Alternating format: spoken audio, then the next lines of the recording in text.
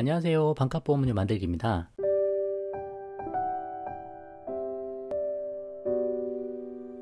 오늘은 보험으로 모든 걸 해결하려 하지 마 라는 내용으로 이야기를 좀 해보려고 합니다. 보험으로 모든 걸 해결할 수가 없는데 우리가 뭐 설계사를 만나거나 뭐 이런저런 이야기를 하다 보면 자꾸 이것도 보험으로 가입하고 싶고 이것도 보험으로 뭐 보완하고 싶고 그런 것들이 생기죠. 또 뭐 주변에 치료받는 사람들을 보거나 아니면 내가 나의 약한 부분을 또 아니까 그럴 때 이제 보험이 자꾸 생각나기도 하는 게 사실인데, 자꾸 그렇게 해서 보험을 자꾸 가입하다 보면 자꾸 보험료는 비싸져 있다는 얘기죠. 사실 뭐 작은 리스크까지 보험으로 다 커버할 필요가 없는데도 불구하고 이런저런 걸 다 보험으로 커버하려다 보면 보험료가 너무 비싸져 있다. 그래서 제가 보험이랑 보험료는 비용이고 지출이기 때문에 항상 줄여야 된다고 계속 말씀드리잖아요.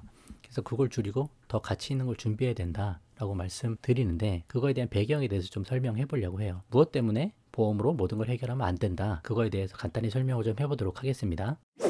보험의 기본 개념 중에 하나가 소액으로 큰 리스크만 대비하면 된다는 거예요.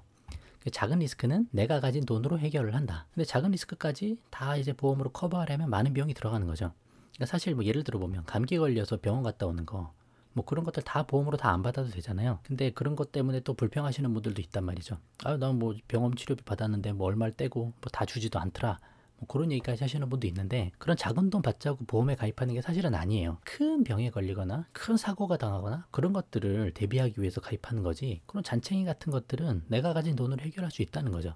그래서 항상 소탐 대실하지는 말자, 뭐 그런 걸 전부 다 받아야 돼, 보험으로 다 받아야 돼 라는 생각을 해서 예를 들어서 100%짜리 다 지급하는 실비보험을 끌고 가다가 나중에 그 보험료가 계속 올라가고 비싸져서 나중에 유지도 못하고 혜택도 못 보고 나중에 해지하는 경우도 생길 수가 있고, 또 그런 옛날 실비는 또 80세 만기로 끝나잖아요. 100세까지 끌고 가지도 못하고 그런 문제가 생길 수도 있다. 어떻게 보면 하나의 예인데, 이거는 그러니까 너무 작은 거 이렇게 신경을 쓰다 보면 큰 거를 놓칠 수도 있다는 얘기예요. 그래서 보험으로는 아주 소액을 통해서 큰 리스크만 대비하자, 작은 리스크까지 대비할 생각을 하지 말자라는 이야기를 하는 겁니다.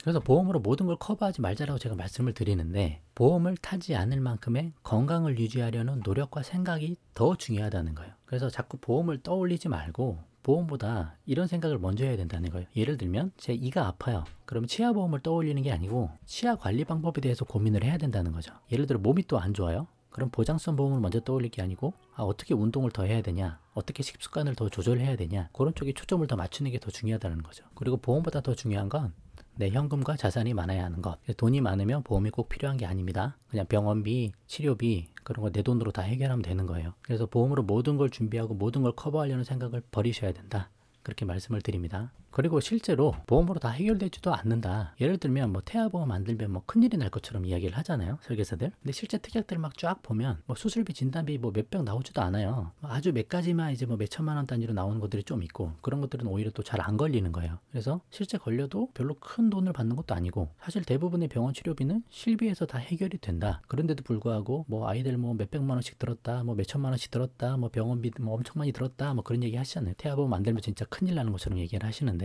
진짜 만약 그런 병이 걸리면 이거 몇백만 원 더 받고 못 받고 뭐 그런 문제들이 아니라는 거죠. 이거는 태아보험을 가입했어도 마찬가지 문제에 그대로 노출이 되는 겁니다. 태아보험 가입했다고 노출이 안 되는 게 아니에요. 똑같다는 거예요. 단지 몇백만 원, 운 좋으면 몇천만 원의 돈이 들어온다는 것, 부가적으로 더 들어온다는 얘기죠. 그래서 보험으로 모든 게 해결되는 게 아니다, 그런 말씀을 드리고 싶고, 보험사가 항상 보험금을 쉽게 주는 것도 아닙니다. 지난번에 다른 영상으로도 한번 만들어 봤지만 한번 참조해 보셔도 좋고요. 한 가지 예를 좀 들어볼게요.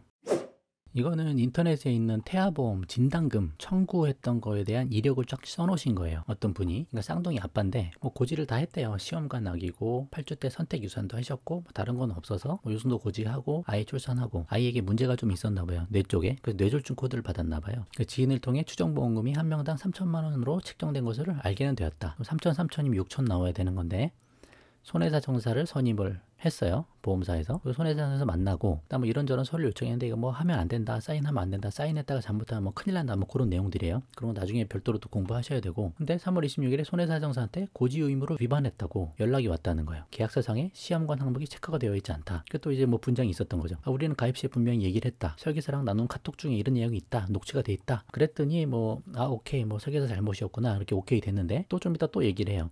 초음파 영상을 그 보험회사에서 봤는데 문제가 있는 거다, 보니까 전치 태반증 하위 태반으로 보인다. 그래서 그것도 고지 의무 위반이다. 뭐 그렇게 얘기를 해요. 그래서 뭐 진료받았던 교수님 찾아가서 다시 소견서 받고 또 제출하고 그런 내용이 있었고, 그 다음에 보험사에서 태아보험 해지 통보가 또 우편으로 왔대요. 물어보니 전산 시스템에서 고지 의무 위반이라고 판단되면 자동으로 보낸다. 그럼 우리가 또 반박 자료를 내고 제출하면 그거는 뭐 다시 해결이 된다. 뭐 그런 식으로 하는 거예요. 뭐 그래도 다 자꾸 이런 게 오는 거예요 또. 그리고 진단금을 주겠다고 이제 했는데 또 이제 코드를 바꿔달라 그러는 거죠. 뇌졸중 코드가 아니고 신생아 뇌출혈 코드로 바꿔달라. 그렇게 해서 금액이 또 팍 줄죠. 그렇게 됐고 결국에 보험금 지급하겠다고 연락이 왔는데 또 이런 거 사인해달라고 또 온다는 거예요. 소송 제기를 하지 않을 것을 서약합니다. 그런 것도 사인을 해야 돼요. 그래서 이거 대부분 하면 안 된다 그러거든요. 절대 사인을 해주면 안 됩니다. 뭐 그런 내용들 쭉 나와 있고, 나중에 전화를 걸고 계속 보험금이 안 나와서 그래서 금감원에 다시 민원 넣는다라고 딱 얘기를 하니까 그 다음에 이제 700만 원 정도가 입금이 됐다. 뭐 그런 내용입니다. 한 40일간 보험사랑 싸우면서 많은 스트레스를 받았다. 가입할 때는 우리 고객님 다 해줄 것처럼 하면서 청구안이 어떻게든 꼬투리 잡으려는 보험사 송해사정사를 보니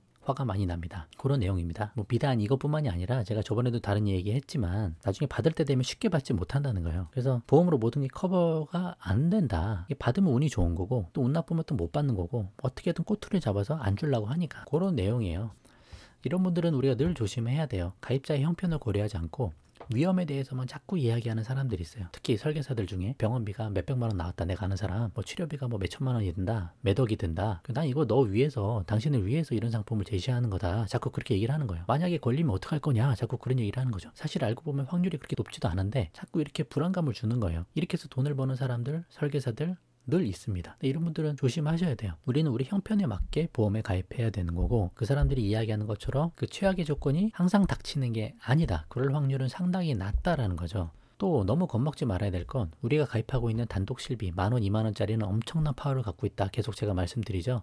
실비보험의 힘은 정말 엄청나다. 이게 실비보험 약관 하나 갖고 와봤어요. 뭐 상해 관련한 건데 좀 복잡해 보이지만 그냥 간단히 설명하면 지급 금액, 어떨 때 지급하냐, 입원 진료, 그러니까 입원비 같은 거 나온다는 얘기고, 입원 재비용, 여러 가지 비용들, 그리고 수술비 다 나온다는 얘기예요. 그래서 그 중에 의료급여법에서 정한 급여 중 본인 부담금하고 비급여, 그러니까 대부분이에요. 그러니까 건강관리공단에서 그쪽에서 지급하는 비용을 빼고 나머지 금액의 80%는 지급을 한다. 그 내용이고, 그 밑에 보면 단 그 80%에 해당하지 않아서 우리가 부담해야 되는 20% 해당액이 연간 200만 원을 초과하게 되면 그 초과 금액은 다 실비에서 보상을 해준다. 그 내용입니다. 그래서 실비보험이 엄청나다는 거죠. 200만 원 이상은 우리가 지불할 일이 없다는 거예요, 거의. 물론 이 상급병실료 차액이라고 했으니까 상급병실을 쓰게 되면 별도 비용이 더 나올 수도 있죠. 근데 그런 경우가 아니면 우리가 큰 병을 앓았다고 해서 병원비 때문에 망할 일은 없다. 그 내용을 말씀드리는 겁니다. 그러니까 너무 겁먹을 필요가 없는 거예요. 이해가 되시죠? 꼭 이거 이해하셔야 됩니다.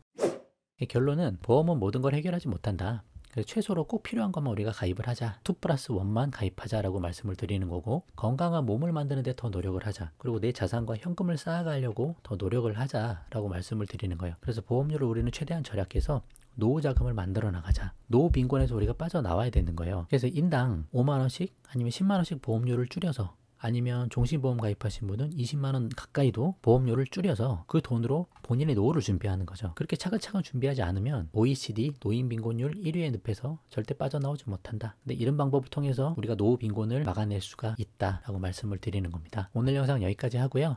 도움 되셨으면 구독과 좋아요 부탁드리고 공유도 많이 부탁드립니다. 영상 마칠게요. 감사합니다.